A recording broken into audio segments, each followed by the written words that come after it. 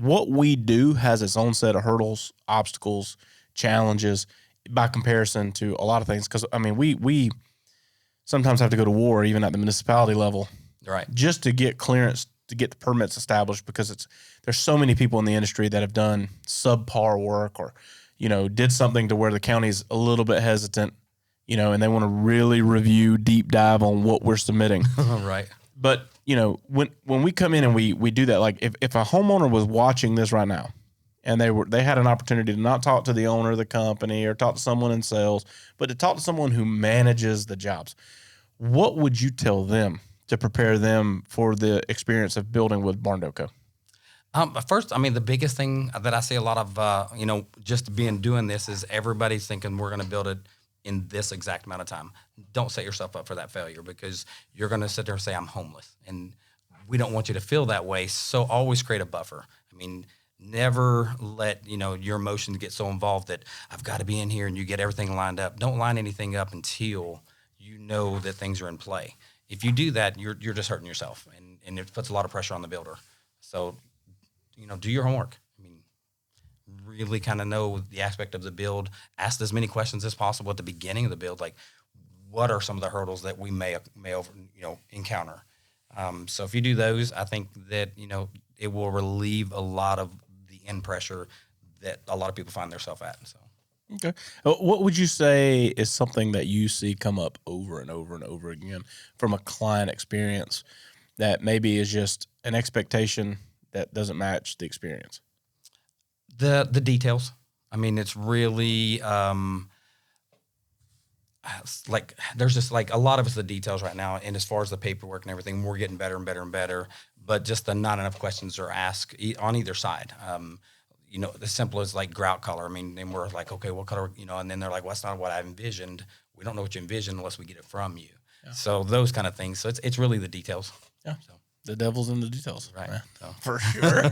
For sure. When you're building this. Well, okay. So let me ask you this. What would you say is your favorite part of your day on any given day? Oh gosh, I mean, I love building. So I mean, not that I'm not a builder or a framer or anything, but I love the whole process. I mean, I don't really have. I mean, honestly, like you all talked about my chart. I love looking at that and saying, okay, this is where I'm at. And then sometimes when I don't see things move, I'm like, is it doing anything? So I dive into myself on that, like, okay, how can I push the guys to do a little better? But really, where I love communication, I love talking to like I'll reach out to the PMs just to say, hey, how are we looking? I had one, I called today and he mentioned something to me. I called up and followed up with him, and just to make sure he's doing okay. I mean, we have another one that's going through some issues as well, trying to make sure I cover him while he's out there. But just a little bit of everything, really. I mean, I love coming in and doing this. So, well, my favorite thing is you got a nickname. Oh, you yeah. started here, and you are the warden. The warden. Yeah. So right? You hold everybody fiercely accountable. Now, but you got to do it the right way. You can't sure. You can't just be an ass, or I'm sorry, you can't be a butthole the entire time. So I mean, you have to build your guys. You can't just break them down. So yeah. No, well, you came in. I remember, we had all this stuff going, and like when we hired you, the goal was to clean it up, get it tighter, get it more dialed in, and you were like, I can deliver this.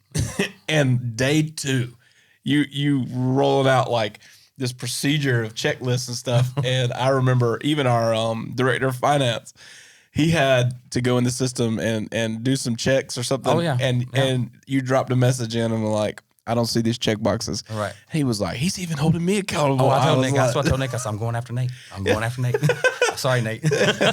So, yeah. I love it. He's doing his part and everything, but I just need the schedule. I mean, the schedule's got to be clean. Yeah, well, that's where I pushed. Well, it's both ways, right? So, like, as much as everyone depends on production is depending on sales and depending on finance and procurement, and all these things have to work in harmony. Right. And so, as you scale and as you grow, the tendency is that those people get further and further away, and the communication gets less and less. Right.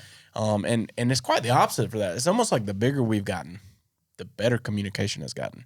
And so people have like leaned in and gotten even better at scheduling and forecasting and doing all these things. And so we've seen kind of the opposite, effect, but it might have been we just started at such a bad place. Well, I think well, the communication, I think, you tapped onto something there. The communication that we have this, Slack. I mean, our Slack, I mean, it's like, it's not just production. It's not just sales. I mean, we are so intermingled when it comes to that you don't always see that. I mean, it's usually sales or us, and yes, we're two different things, but because of the way, I mean, we all text at night. I mean, let's be honest. Yeah. We're sitting there saying and trying to get the next day ready or just finish up the day or whatever.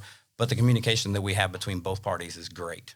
Yep. So, I mean, that is a huge, because you don't always see that. So that is huge. Yep. So let's answer this.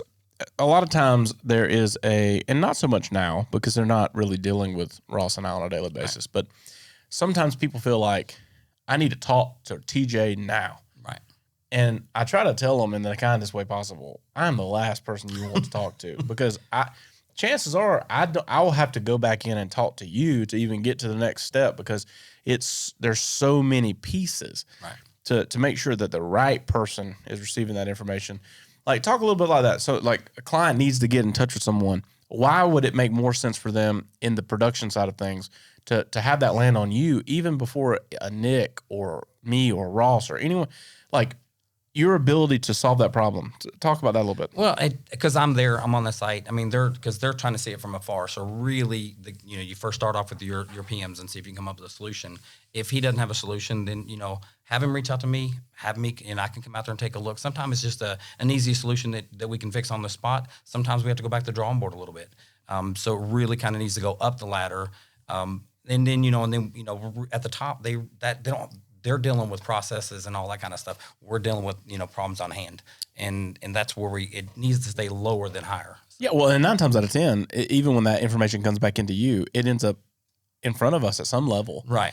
And we may have some kind of influence in that decision, but it's easier when it's came through you and you had a way to frame it up, take it through our SOP to get it to the table so that everyone that needs to be involved can look at it and make an educated decision on something and roll out a solution.